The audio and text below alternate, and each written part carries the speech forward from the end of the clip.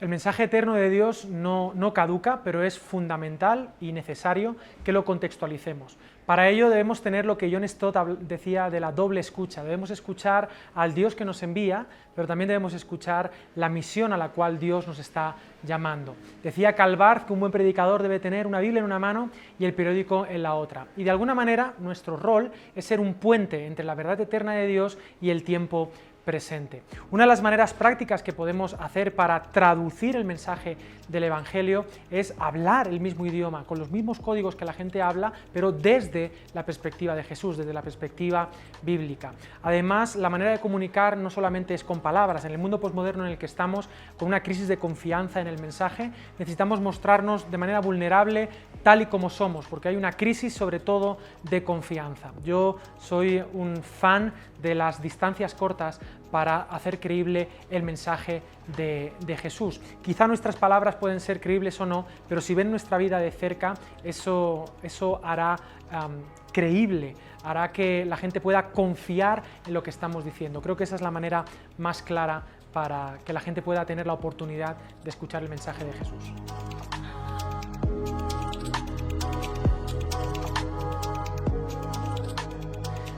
Para aquellos que a causa del COVID hemos tenido que refugiarnos en nuestra casa y hemos tenido que ser prudentes, pero que ya vemos que vuelve a comenzar el encontrarnos, la vida en comunidad, con todas las medidas de seguridad, quiero animaros a creer en la recompensa de estar juntos.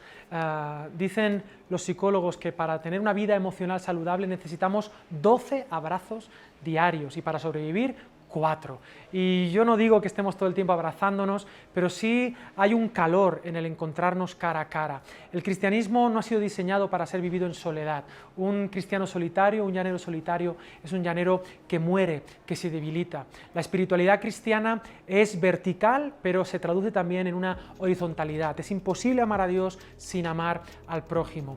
La sociedad está reactivándose y debemos ser consecuentes con lo que creemos. Vamos a restaurantes a comer, nos reunimos con personas, con amigos. ¿Cuánto más debemos priorizar en tener vida en comunidad para a una voz alabar y adorar a Dios? El problema es que nos hemos acostumbrado a la comodidad y estamos más dispuestos a cumplir con este refrán de más vale malo conocido que bueno por conocer, pero tienes que deshacerte de esa pereza social y dar un paso. Esto es como cuando uno va al gimnasio. A nadie le apetece ir a hacer ejercicio, ir al gimnasio, pero cuando vas notas la recompensa y dices, oye, qué bien. Pues estar en comunidad es mucho más importante que ir al gimnasio. Ya lo dijo Pablo, el ejercicio es un poco provechoso, pero mucho más provechoso es la piedad. Y la piedad cristiana se traduce sobre todo en comunidad.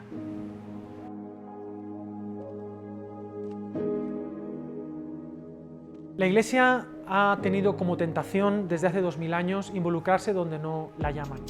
Y creo que es importante que la Iglesia hoy nos enfoquemos en lo que Dios nos dijo que teníamos que hacer. Toda potestad me es dada al cielo y la tierra, por tanto, id y haced discípulos, bautizándoles y enseñándoles. La Iglesia a lo largo de la historia se ha movido en torno a 5 no negociables, es lo que siempre hemos hecho.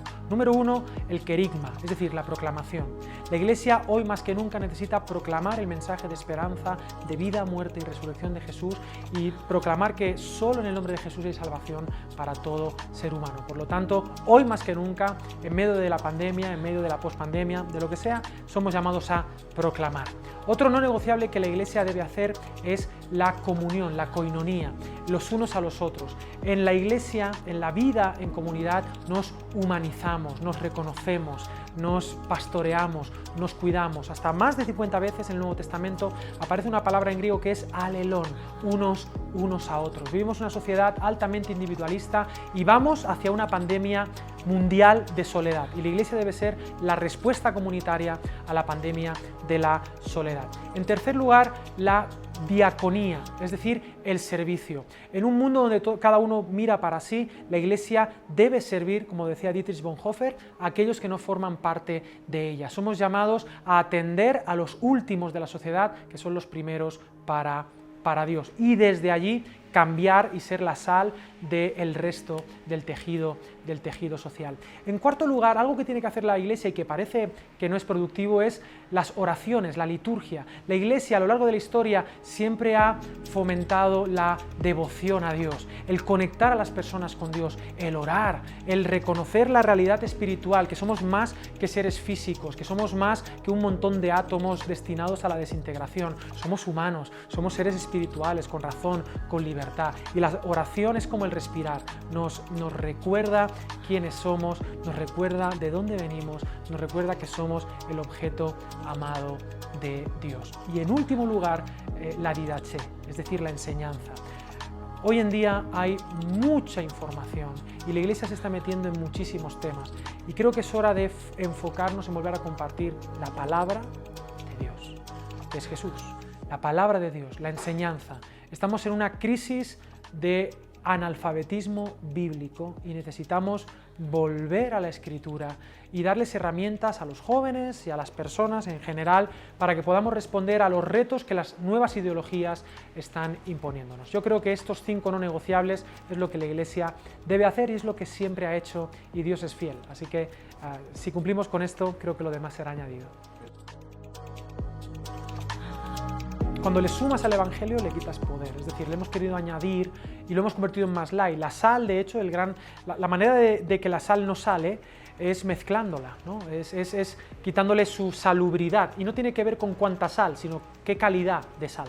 Entonces, sí creo honestamente que no debemos tener el complejo de decir lo que pensamos, es decir, la cruz es la única esperanza que hay, el amor de Jesús. Sí que podemos traducirlo, contextualizarlo como lo hizo Pablo, como lo hizo Juan, como lo hicieron los apóstoles, como Jesús mismo lo hizo. El Verbo se hizo carne y acampó entre nosotros. Pero eso no quiere decir que el mensaje sea negociable. Las formas son negociables y deben serlo. El contenido, el fondo, no es negociable porque el Evangelio es, hoy todavía, poder de Dios. 2022, volver a Dios. Volver a Dios es volver a su palabra. No ha habido ningún avivamiento, ningún movimiento que merezca la pena que no haya empezado con un volver a la Escritura. Volver a Dios es también volver a su comunidad, volver al pueblo de Dios, a ser los que proclamamos su mensaje. Volver a Dios es también volver a Jesús, volver a descubrir en Jesús a nuestro Señor, a nuestro Salvador y también a nuestro Maestro de vida. No es un Dios solamente al que le interesa del cielo para arriba, también le interesa que venga su reino a esta tierra. Volver a Dios en un sentido también es volver a ti. Es decir, es recuperar la identidad que Dios te ha dado. Vivimos totalmente desarraigados de lo que realmente somos, vivimos huyendo hacia adelante, vivimos en medio de esta paranoia y yo creo que es tiempo de que volvamos, de que como el hijo pródigo, volviendo en sí dijo, en casa de mi padre hay abundancia de pan, volveré y le diré a mi padre, Padre, pecado contra el cielo y contra ti, no soy digno de ser llamado tu hijo, pero ahí está Papá Dios esperándole, queriendo correr y abrazarle, pero para eso hay que volver en nosotros mismos, para volver a Dios, a su palabra, a su comunidad, en definitiva, volver a tu casa. Hola, soy Alex San Pedro y quiero mandar un saludo muy especial y un abrazo a todos los televidentes de Hechos y Crónicas.